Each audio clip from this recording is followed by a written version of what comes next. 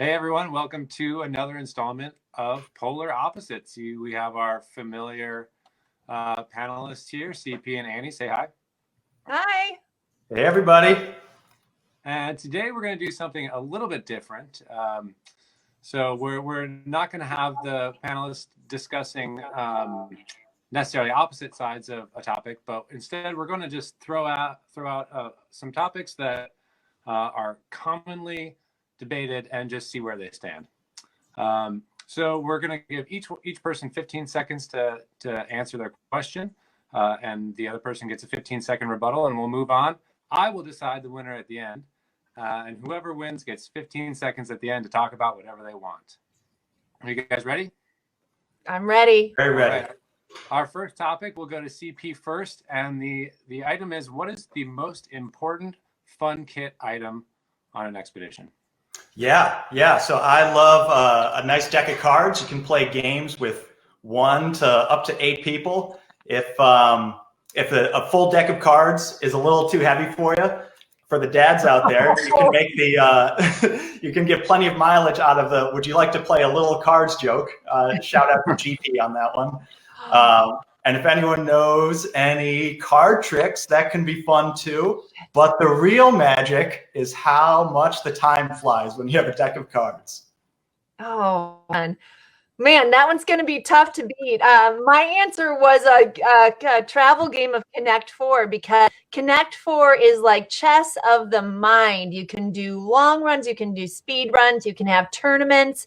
It's always good. You can't have more than, 1 or 2 people playing unless you're playing in teams, but it's so much fun. It's lightweight, small. CP, I didn't think to have one in front of me right now. You're so smart.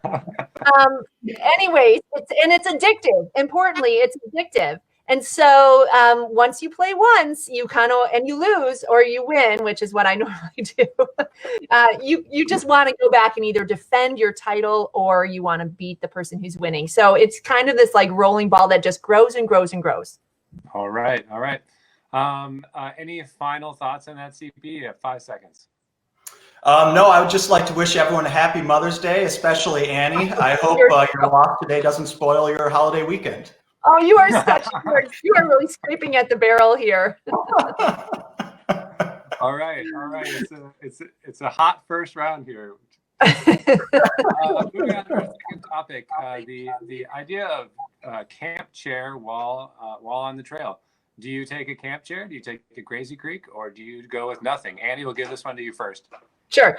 I take both. I take a Crazy Creek and a camp chair. I wasn't always this way, but just this past year on our Polar Shakedown training, where we train people for our North Pole, South Pole expeditions, I discovered that these new foldable chairs, that are bungee connected and all, fit very well in the vestibule of our tents. And when I'm cooking, which I do a lot of, and when I'm melting water, I usually am kneeling down or sitting in another way, but this was really comfortable. And my chair is under 2 pounds. It's really light, but I do take my my Crazy Creek camp chair as well, the foldable foam one, because I use it as a part of my sleeping system. It's really usable for a lot of different things, and usually I use it as a knee pad if I need to spend a lot of time on the snow. So I'm a little bit heavy side of my comfort, but that's what I do. All right, CP, how about you? Yeah, that sounds great, Annie. That sounds super comfortable. If you can only have one, everyone's entitled to their opinion, but the only correct answer is Crazy Creek, because like you mentioned, it's multi-use, super lightweight, and yeah, it's just so incredibly comfortable. Pack it away, they last forever, and I believe they're available for sale from PolarExplorers. Is that right? Yes, they are. Yeah, that's true. Oh man, I'm losing. I sense that I'm losing. Honestly, I don't know. I'm a pretty strict no chair person, so it's I haven't quite decided on which one I'm going to give the points to on that one. All right. Okay, good. All right, I'm going to put it back. Our third topic, CP, you can start this one off again. It's kind of contentious whether or not you bring an iPod to listen to while slogging on the trail. Some people really like the serenity of not having the technological distraction. Other people, swear by it. So what's your stance? Yeah, it's certainly a nice thing to have, especially for tent time in the morning and the evening. And it's good to rely on if you have a terrible song stuck in your head all day for days on end that you just can't get rid of. So I like it for that. But generally, no, I don't like listening to music on the trail because I want to hear the wind. I want to hear the sounds around me. And if you're in bear country, you want to hear bears coming up on you too. Okay, well, my answer to that is nothing. And when I'm guiding, absolutely not, because I'm listening to everything that goes around me, including if somebody needs some help. I'm usually thinking about other people, CP, and not myself. But also, I really want to hear the surrounding noises. I want to know what the pack ice is doing. I want to know if there's an animal approaching me. I want to know what the wind is doing. So maybe if I'm on a personal trip, maybe I'd bring something. But usually if I'm with other people, I don't bring anything. And if that means that I have to be alone with my thoughts for a while, then that's just fine. That's part of the reason why I'm out there. CP, any final thoughts?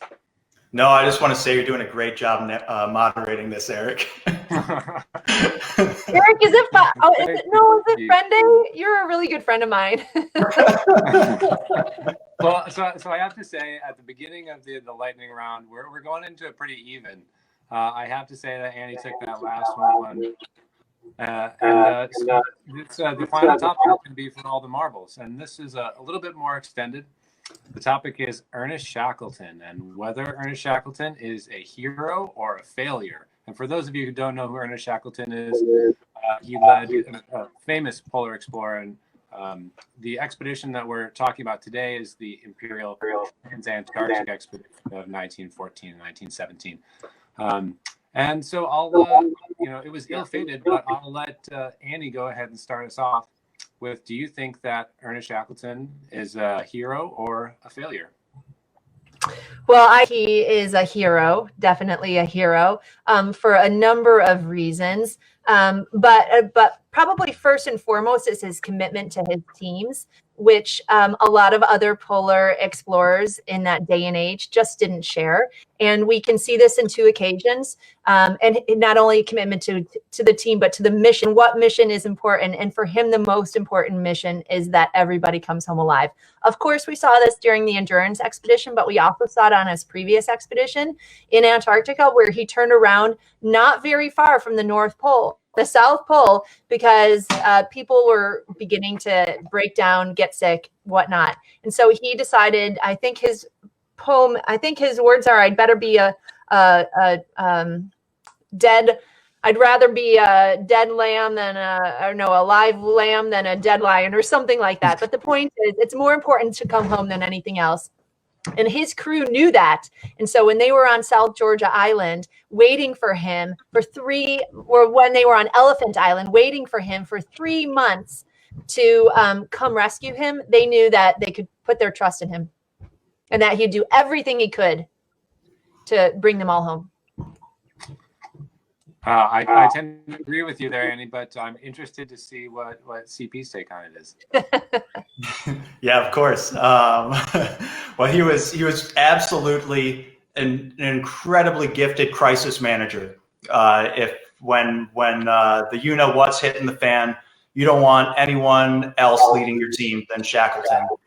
But if the question is if he's a failure as a polar explorer, there's a pretty strong argument that he is. He, as Annie pointed out in her 2 presentations this week, he decided not to heed the advice of whalers in the Antarctic Sea, that it was a bad year for sea ice and that they were perhaps sailing right to their doom. He went on and he lost their boat. Not saying that anyone else would have fared any better in that situation, but he didn't take advice. And another thing that he failed on was he just saw Roald Amundsen a few years ago make the South Pole using skis and dog sleds. And he brought dogs with him, but that wasn't his main plan, to use the thing that had just succeeded with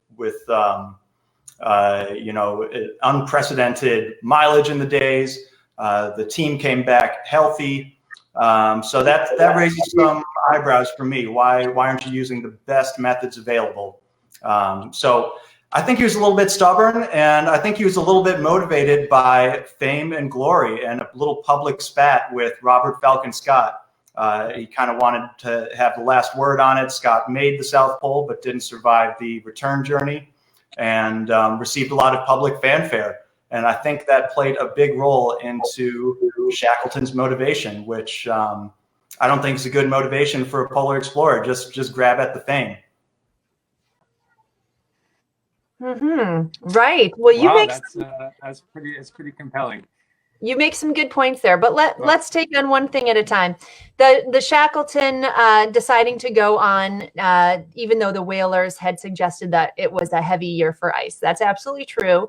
But this isn't, even now, if we were to head up for an expedition and hear at the last minute that maybe it'd be really hard for us in this day and age of airplanes and easier logistics to be able to do that. But here he has spent a ton of time raising money for it. We get that. That's still the same today. But he also has sailed his ship and his crew during wartime, getting everybody together and the king's permission. Now, let's not forget that he volunteered his ship, his crew, his stores, everything to the king right before they departed. He was given permission by the First Lord of the Admiralty, Winston Churchill, to go. Winston Churchill said, proceed. So with the full blessing of England, they went down there, spent a month maybe 2 months getting to Buenos Aires, spent another month getting to South Georgia Island. And then they hear this. And that's just, sometimes if you want to be an explorer, you have to think like an explorer, right? And Shackleton was definitely a risk taker. But what we see is that he took those risks and then he was able to back those risks up with the right kind of attitude and the right kind of adaptability and the right kind of approachfulness from his team, for his team, I'll say. Okay, that's very fair. Oh, go ahead, Eric. That's because you need time to think, Chris. Still doing a great job, Eric. Here's your last rebuttal. Yeah, absolutely. You're there. You might as well try. But why not spend a winter at South Georgia Island? He's there. He doesn't need to bug out and go all the way back to England. And also, this isn't a Ernest Shackleton is Michael Jordan, and he's got Scottie Pippen and Dennis Rodman helping him out. He's got two Michael Jordans in Frank Wild and Frank Worsley carrying the load for him, while he's the morale guy. He's got an incredible navigator, another incredible leader of men in Frank Wild, and he does everything he can to keep spirits up. Is that what an explorer is? Someone who can just keep spirits up, or is he the one who's making the right decisions and adapting the mission to the best method? Well, he was keeping the spirits up, and yes, that is an incredibly important part about being a polar explorer. We can show all of the opposite cases where the leader did not, in fact, have those characteristics, and we can just see the trend on those heading down. Including, I just got an email from somebody just today. We were discussing Shackleton by email, and he was saying how interesting the comparison between Willem or Stephenson was. Stephenson had a very similar situation, was the leader of a team, got his ship stuck in the ice. That ship ended up being smashed. This is the Carlook I'm talking about. And if you want to see how a not great leader handles that situation, then just read that stories about that expedition, and you'll see what happens when you don't have someone like Shackleton in charge. But you're absolutely right. Shackleton is amazingly adaptable, and that is a characteristic that needs to be seen. In fact, I think it was his saying that, and I'm going to paraphrase here, but a man must shape himself to a new mark whenever the old mark goes away. And that's what he did, not only day by day, but hour by hour. And he managed to compel everybody on his team, including his two Michael Jordans, along with him. Because under a different leader, those Michael Jordans may have dwindled down to like, oh man, I don't know my sports figure, but like Dr. J. I don't know. Who is that? Another sports person. CP, help me out. um, yeah. We'll say Judd Bush. All right. Yeah. So Well, I have to say, position. I You think that need you a guys could talk about this for I want to for coming on today. But the final hero of the day, in my mind, I think is going to be CP on this one. yeah. You know, I think for the endurance edition, it's you know it's not over exaggerating to say that each one of those men was a hero in his own right, and had a part in making that successful. You know, that tragedies into a success. But yes, I've to you today. You've got that sharp wit that's cutting like a knife. So what would you like to say with your 15 seconds? Regardless of whether or not you think that Shackleton is a great explorer or not, everyone should definitely read the story of his expedition as recounted by Alfred Lansing. Read Endurance. We've all got the time now. It's an incredible book. Every chapter, you're going to be shaking your head in disbelief and saying WTF. And I recommend doing it from the comfort of Polar Explorers Crazy Creek. Give Annie a call in the office and we'll get you set up with one. We can read about people in extreme discomfort from the cloud nine comfort of your Crazy Creek. That's right. Oh, that's good. You did great today, CP. You were on the ball. Thank you, Annie. You're if you want to be the best, you got to beat the best, and you're the best. Oh, okay. All right. Now I'll play both of you in cards anytime. I will knock the socks off of you in gin and in hearts and in Connect Four. I challenge you right here, right now, to a debate. I'll take that. All right. All right. I'll bet you all the M&Ms in my gourd. Okay. That sounds great. Thank you guys for coming out today. Back same time next week. And for our others, be sure to visit our site, PolarExplorers.com. And we'll see you all later. Thanks so much, everybody. See ya.